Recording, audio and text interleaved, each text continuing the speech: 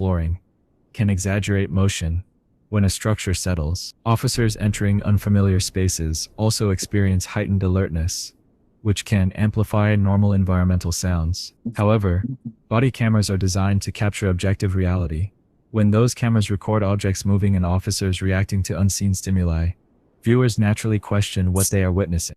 The most unsettling element of the footage I was gotta not admit, a it's a little more confirmed threat convincing or because visible it's intruder. police It was officers the that is absence of experiencing one. this, Officers cleared you both know. properties without finding any person inside. So No evidence of forced looks entry. like police No signs of officers recent encounter activity that supernatural explained activity. movement or And that's when you sounds. know something.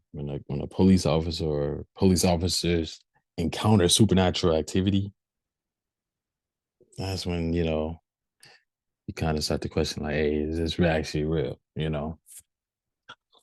That's creepy. For many who later watched the recordings, the mystery was not whether there was a logical explanation. It was the realization that, in that moment, inside those silent structures, even trained professionals could not immediately explain what they were experiencing, and that lingering uncertainty turned a routine property check into something far more disturbing. Before we continue, I just want to say thank you. Nightmare Feelings crossed over 187,000 subscribers this year. Hit that button to identify a suspicious vehicle quickly turned into a case that divided public opinion and raised difficult questions about what body cameras truly reveal. Officers had been alerted to a report involving a vehicle connected to suspicious activity in the area. When they spotted a car matching the description, they initiated a traffic stop. Inside the vehicle was a 26-year-old man, identified as Kelly. From the moment officers approached, bodycam footage showed a tense but controlled interaction. Police issued verbal commands and attempted to confirm his identity. Standard procedure when a vehicle is linked to a prior report. Encounters like this are considered high risk until officers determine whether a suspect poses a threat. National law enforcement data consistently shows that uncertainty during the first few minutes of a stop is when officers are most vulnerable, particularly if a suspect decides to flee or resist. According to official statements, that is exactly what happened. Kelly exited the vehicle and began to run. Officers pursued him on foot, issuing commands to stop. During the pursuit, a taser was deployed. What followed occurred rapidly, and like many real-world encounters, the timeline became difficult to reconstruct with complete clarity.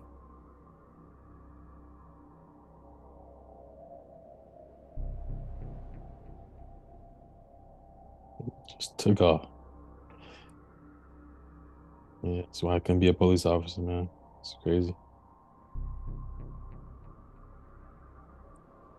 When bodycam footage was later released, it did not include every moment, from beginning to end.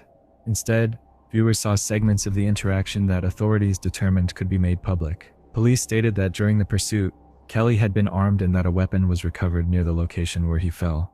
Based on that information, they maintained that the force used during the arrest fell within department policy.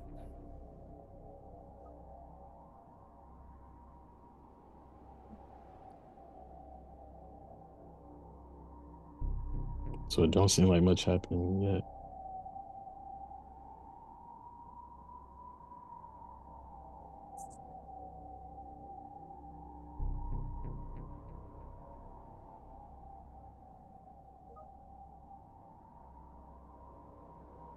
However, public perception shifted when images of Kelly in the hospital began circulating.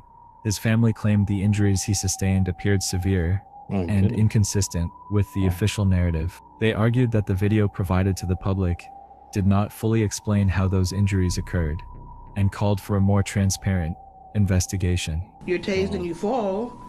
Now how do you get it scraped? How's the whole side of your face scraped? All of his teeth are up and they got to get them out. What? And we was told they may have to take him to Indianapolis to get surgery on his face because his face is fractured. The released footage ran approximately 18 minutes, showing portions of the encounter, but not every second.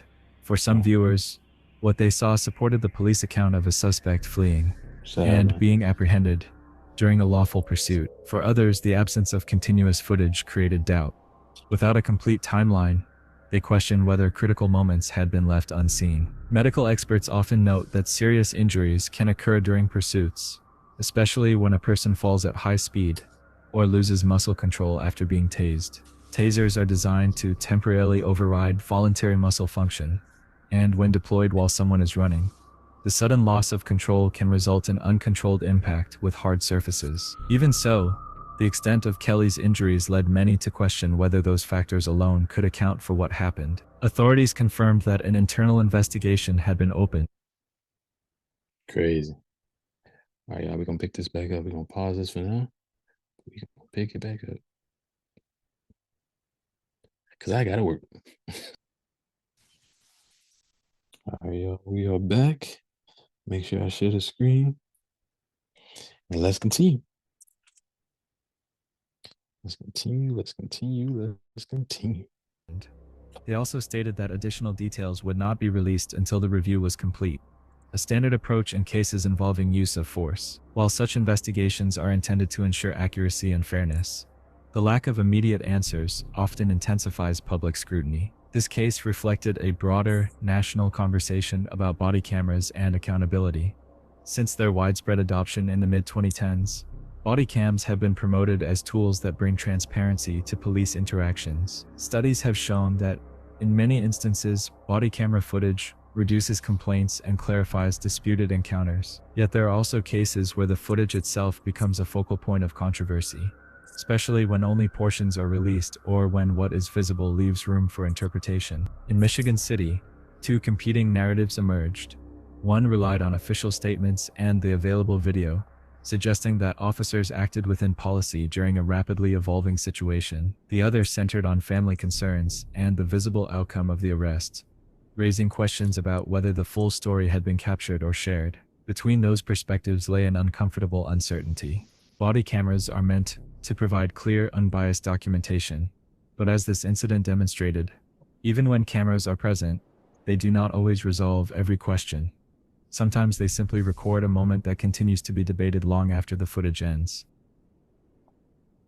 Few properties in recent history have generated as much ongoing speculation as the Colorado home once occupied by the Watts family. After the highly publicized investigation that unfolded in 2018, the case drew national attention and left a permanent mark on the quiet suburban neighborhood of Frederick. When the investigation concluded, and the home eventually stood vacant, many assumed the story connected to the property had come to an end. Instead, it became the center of a different kind of discussion, one driven not by confirmed facts, but by what some viewers believed body cameras had captured inside. During the initial welfare check, officers responded after concerns were raised about the whereabouts of the family. It's a new story. At that stage, Man, the full scope of the situation had not yet been revealed. Body cam footage recorded officers entering the home alongside a family acquaintance to look for any sign of activity.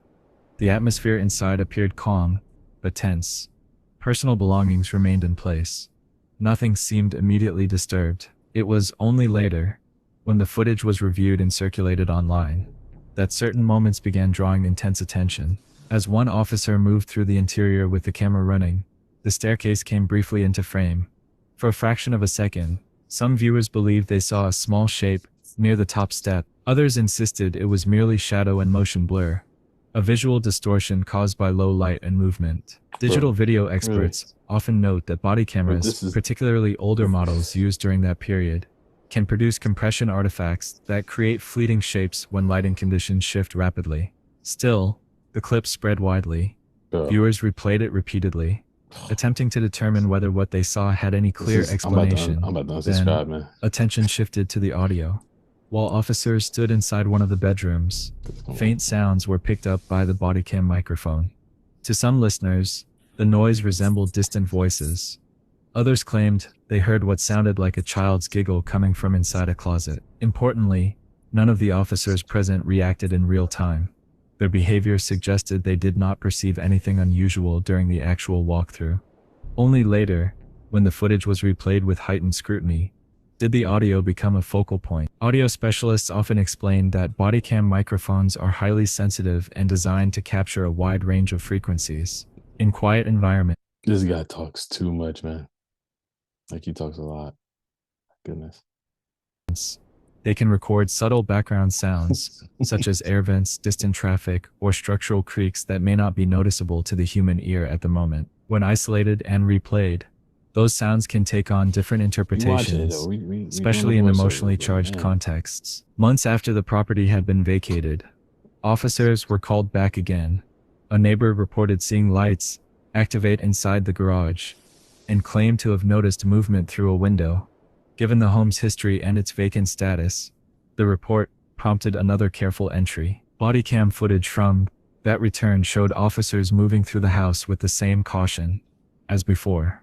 They checked each room, cleared hallways, and examined entry points for signs of forced access. Nothing was found. No intruders. No evidence that anyone had been inside. The home remained empty and secure. Situations like this are not uncommon in properties connected to widely known cases. Vacant homes often attract curiosity, trespassing, and in some instances, false reports from neighbors who remain sensitive to any unusual activity. Environmental factors can also play a role. Electrical systems may activate intermittently. Motion sensors can respond to temperature shifts. Light reflections. That's actually pretty interesting though. Living next to like a murder case home,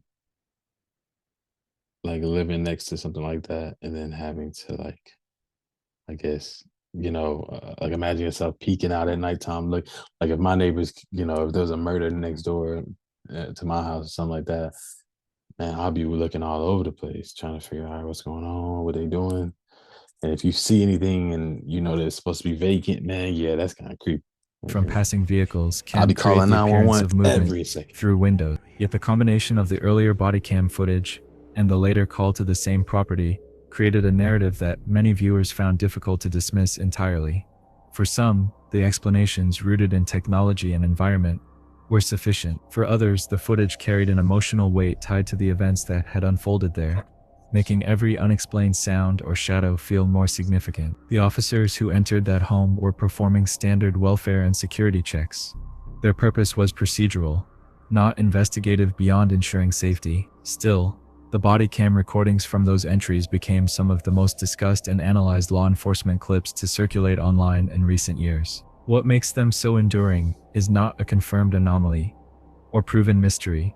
It is the intersection of documented reality and human interpretation. Inside an otherwise ordinary suburban home, cameras captured moments that continue to invite questions. And even years later, debate over what was actually seen and heard within those walls has never fully faded. When Matthew Moore contacted police to report his wife missing, the call did not immediately raise an alarm. These transitions In are Westerville, horrible. Ohio, missing person reports are handled with urgency, but also with routine structure. Spouses sometimes leave after arguments. Adults occasionally step away without informing family. Officers are trained to gather facts first before drawing conclusions. Emily Noble had not been seen for several days. According to Moore, she had simply walked out of their home and never returned. He told responding officers that the disappearance made no sense and expressed concern about her safety. Bodycam footage from that first interaction showed a man who appeared calm, cooperative, and willing to answer questions. At a glance, it looked like many other missing person cases. A concerned husband, a quiet neighborhood, no immediate evidence of foul play. Officers documented the report, asked about timelines, and began the early steps of a search. But as the conversation continued, certain details began to stand out. Moore spoke about Emily in a way that investigators would later revisit.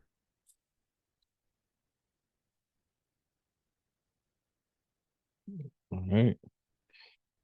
It's back to the job.